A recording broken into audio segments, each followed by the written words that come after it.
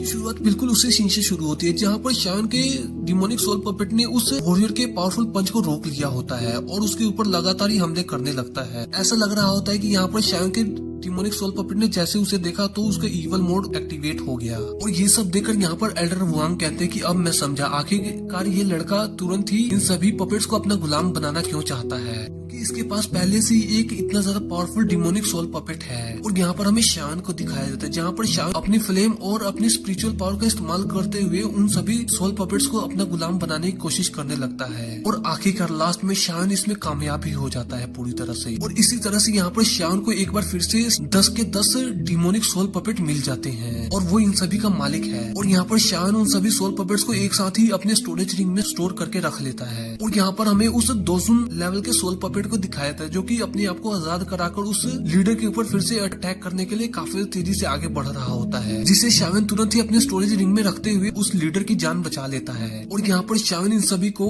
अपने पास रख कर काफी ज्यादा खुश होता है। तभी उसकी नजर यहाँ पर अपने डिमोनिक सोल पपेट पर पड़ती है जो कि ऊपर मौजूद उस स्काई डीमन फोनिक्स ट्राइब के लड़के को काफी ज्यादा बुरी तरह से पिटाई लगा रहा होता है। और यहाँ पर हमारा डिमोनिक सोल पपेट उस लड़के को जान से मारने ही वाला था, तभी यहाँ एल्डर वुआंग तुरंत ही अपनी टेलीपोर्टेशन पावर का इस्तेमाल करते हुए उस लड़के को वहाँ से टेलीपोर्ट करके अपने पास ले आते हैं। और यहाँ पर इससे पहले और भी ज्यादा फाइट आगे बढ़ती, वहाँ पर शान की नजर तुरंत ही वहाँ पर ओपन हो रहे दरवाजे पर पड़ती है जहाँ पर वो मास्टर टैंगजन की तरफ देखते हुए कहते हैं कि मास्टर टैंगजन अब मुझे इजाजत दीजिए ताकि मैं यहाँ से अपने दोस्तों के साथ इस एंशिएंट रेलिक में जा सकूं। जिस पर मास्टर टैंगजन शान को इजाजत दे देते हैं और शावन और उसके सभी साथी तुरंत ही उस एंशिएंट रेलिक के दरवाजे के पास पहुंच जाते हैं। और यहाँ पर शावन साथ ही साथ अपने डिमोनिक सोल पपेट को भी अपने स्टोरेज रिंग में रख लेता है। और यहाँ पर शावन के इस एंशिएंट रेलिक में एंटर होने के बाद बाकी के सभी सेक भी उस एंशिएंट रेलिक में एंटर होने लगते हैं। और यहाँ पर मास्टर वुआंग उस लड़के को देखते हैं और कुछ नहीं कहते और सभी के सभी उस एंशिएंट रेलिक में एंटर कर जाते हैं। और यहाँ पर उस लड़के को शावन के ऊपर काफी ज्यादा गुस्सा आ रहा होता है। उसके बाद सीधे सीन शिफ्ट होकर शावन और उसके सभी दोस्तों पर आ जाता है जो कि सभी उस एंशिएंट रेलिक के अंदर पहुंच चुके हैं। और वो सभी इस समय एक पुल के ऊपर मौजूद हैं जिसके नीचे हर जगह सिर्फ और सिर्फ मैग्मा ही होता है।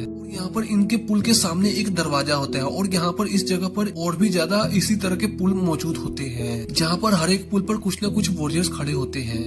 यहाँ पर आइस रिवर वैली के लीडर बिंग ही की नजर भी शान के ऊपर पड़ जाती है जहाँ पर शान भी उसे घूर कर देखता है। और यहाँ पर तभी मास्टर टैंगजेन और उनकी टीम आ जाती है जिसे देखकर ये सभी यहाँ पर फाइट नहीं करते और सभी अपने अपने रास्ते निकल जाते हैं। और यहाँ पर शान उसके दोस्त कुछ ही थोड़ी दूर आगे जाते हैं तभी वहाँ पर एक ट्रैप ओपन हो जाता है और तुरंत ही उनके ऊपर अटैक हो जाता है। तो सभी ट्रैप्स यहाँ पर शान और उसके सभी दोस्तों के ऊपर आसमान से आग की बारिश कर रहे होते हैं। तभी यहाँ पर शान अपनी पावर का इस्तेमाल कर अपने दोस्तों को प्रोटेक्ट करता है और उन सभी के आसपास एक बैरियर बना देता है। और वो अपने सभी दोस्तों को कहते हैं कि तुम सभी मेरे साथ साथ रहना। और इसी तरह से वो सभी आगे बढ़ने लगते हैं। यहाँ पर हमें बाकी सभी सेक को दिखाया था जो कि बिल्कुल ऐसा ही करते हैं। वो सभी खुद को और अपने दोस्तों को जान बचाते हुए आगे बढ़ रहे होते हैं। यहाँ पर इसी तरह से शावन और उसके सभी दोस्त पहले दरवाजे की तरफ पहुंच जाते हैं और वो सभी उस रीजन को पार करते हुए आगे आ जाते हैं, जिसे ये सभी जैसे ही उस दरवाजे को पार करते हैं ये फिर से उसी जगह पर आ जाते हैं जहाँ से इन्होंने शुरुआत की थी इस पुल को पार करने की। और ये सब देखकर शावन और उसके सभी दोस्त काफी हैरान होते हैं और कहते हैं कि आखिरकार हम दोबारा से उसी जगह पर कैसे आ सकते हैं। और यूं ही एक बार फिर से ये लोग ऐसे ही कोशिश करने लगते हैं, लेकिन ये बार बार कोशिश करने के बावजूद भी ये लोग उसी जगह पर पहुंच जाते हैं जहाँ पर इन्होंने शुरू की थी। और ये सब देखकर यहाँ पर जियन कहते हैं कि हम लोग यहाँ पर इतनी देर से चल रहे हैं लेकिन अभी तक हम उसी जगह पर हैं। मुझे लगता है ये किसी तरह का इल्यूजन है या फिर कोई ट्रैप। और यहाँ पर पॉइजन गर्ल कहती है कि हमें लगता है कि यहाँ पर कोई और रास्ता होगा वहाँ पर जाने का। और यहाँ पर इतनी सारी बातें सुनकर शायद इस जगह को पूरी तरह से एनालाइज करने लगता है और कहता है कि आखिरकार ऐसी खतरनाक सी जगहों में हमें सबसे ज्यादा जो खतरनाक जगह लगती है वही होता है उस